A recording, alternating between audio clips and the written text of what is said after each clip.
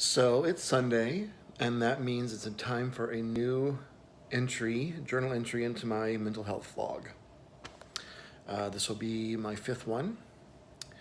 Um, I'll start by talking about a little mini accomplishment that I'm very proud of.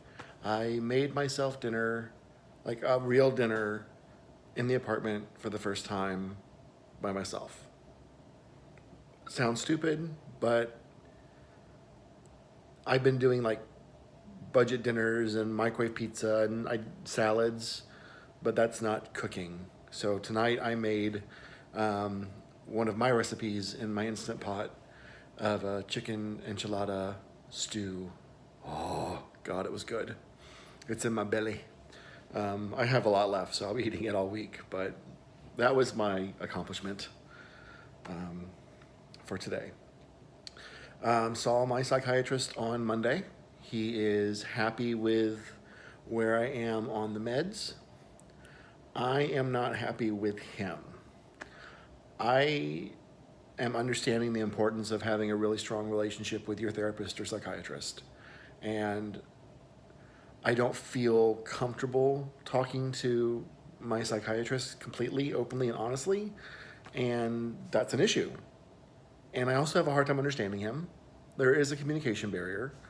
So I took the advice of my friend and reached out to a local LGBTQ center, um, asking them for recommendations for a new psychiatrist within their network um, that they would recommend. That way I would feel more comfortable talking, which is something you're supposed to do. And so I'm on a waiting list for that. So I am working on finding someone that I have a better relationship with, and I think that's really important. I mean, you've got to have that connection. You've got to have that relationship. And if I find a new psychiatrist and I don't really like him or her that much either, then I will probably try and go and find someone else. I do like my therapist. She's awesome. I hate the fact that she's so far away now, but she's awesome, and I'll see her this week. I did work on my self-care list for her, which was something she wanted me to do, and I'll share that with you. She wanted me to come up with 10 items that I could do whenever I am feeling down, feeling bored, feeling alone, or feeling like I might do something that I know I'm not supposed to do. So here's my list. I'll read it to you. Work on music for the chorus. That's a big one because there's a lot to do. Call or text a friend. Draw or paint. That I can't do yet because all my supplies are at the old house. Go for a walk. Go to a movie. Go grocery shopping because you always need something. Do yoga. I've got Netflix, so there's some cool yoga videos on there. I have to get a yoga mat. Look at Facebook events and see what interests me. It's a good way to see what my friends are doing because if you're friends with someone, the odds are you probably have some same interest. So the city that I live in is full of activities and stuff going on. So it'll give me a chance to see what's out there and try to experience new things on my own. Nap.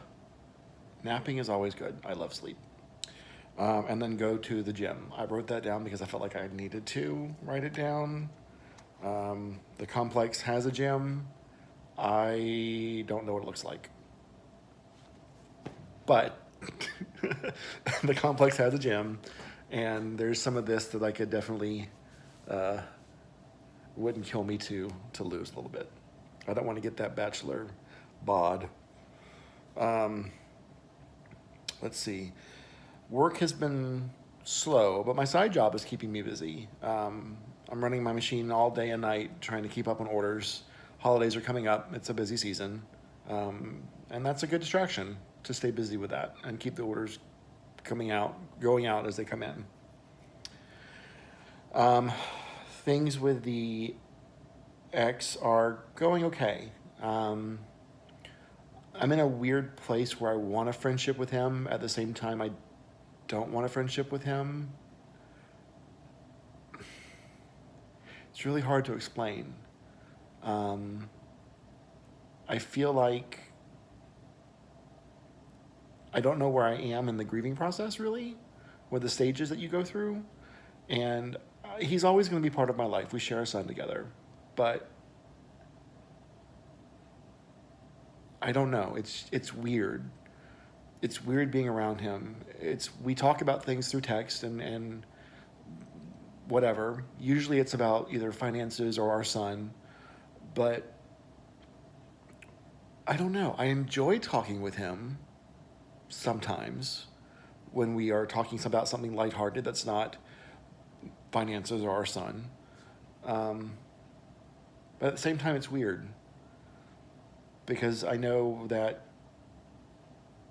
whatever he and I talk about is probably just going to go back to, his new boyfriend. And I don't know. I'm just not there yet. I want to be there, but I'm not there yet. And everything takes time and everything's going to take its own pace. And I know that. I don't want to rush things. So, I also wanted to talk about ghosts from the past. Sometimes people come into your life and then they go out of your life. And sometimes it's a really good thing when it happens. And sometimes it's not.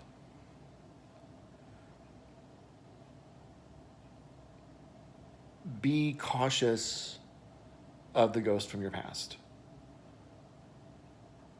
Look at circumstances that are around certain things that may have led to those people leaving your past. And proceed with caution. This all might sound a little cryptic, and for now it is, but I'm proceeding with caution, a lot of caution, on dealing with a ghost from my past. So that's about all I can say about that right now. Just take that advice, because I have to take that advice.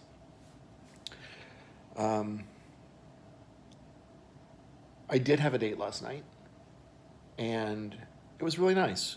It was nice, and I'm on this kick of honesty and full disclosure. And I told this person everything. I'm a lot to unpack.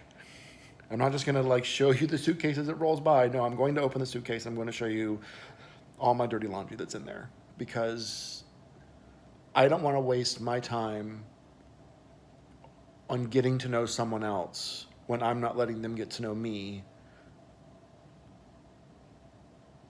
And if what they're going to know is going to scare them away. And that's hard to say. But when you look at my recent history, it can be scary. There was a suicide attempt. There was a installment in a mental facility. There's the divorce. There's the fact that I have a son. That is my whole world. So I feel the need. I have to be honest. I have to have that full disclosure now. I'm Jordan Astrick, where you're going to see the footnotes before you learn the whole story.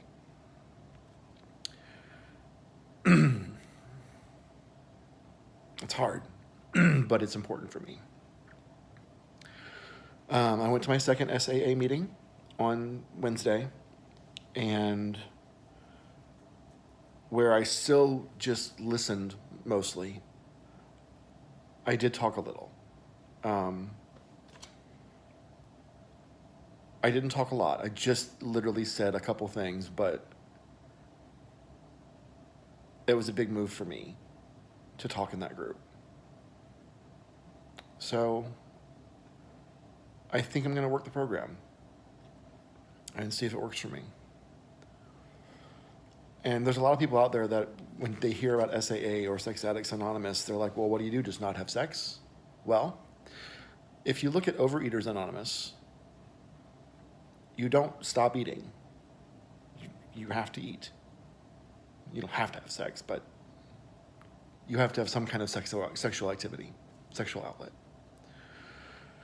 And it's not about not having sex. It's about it's about identifying and isolating the toxic sexual activity in your life. What you know to be dangerous, what you know to be not smart, what you know to be toxic. And removing those elements from your life and the things that can lead to those elements and activities, and focusing on real connection and not meaningless sex. So that's what SAA is about. And I think I'm going to work the program because there's a lot of toxicity in my past, and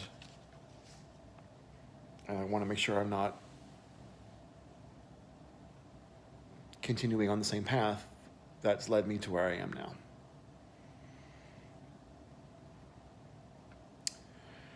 And where I am now is about a minute over my normal vlog. I try not to keep you all more than 10 minutes. I'm doing okay. I'm going to be okay.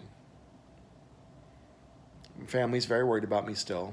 They're at a point where they want to see me, so we're working on that. But every day is different. Every day brings its own triggers and challenges.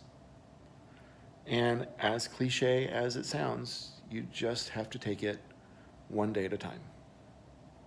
My mental health, my sexual health, my relationships in life,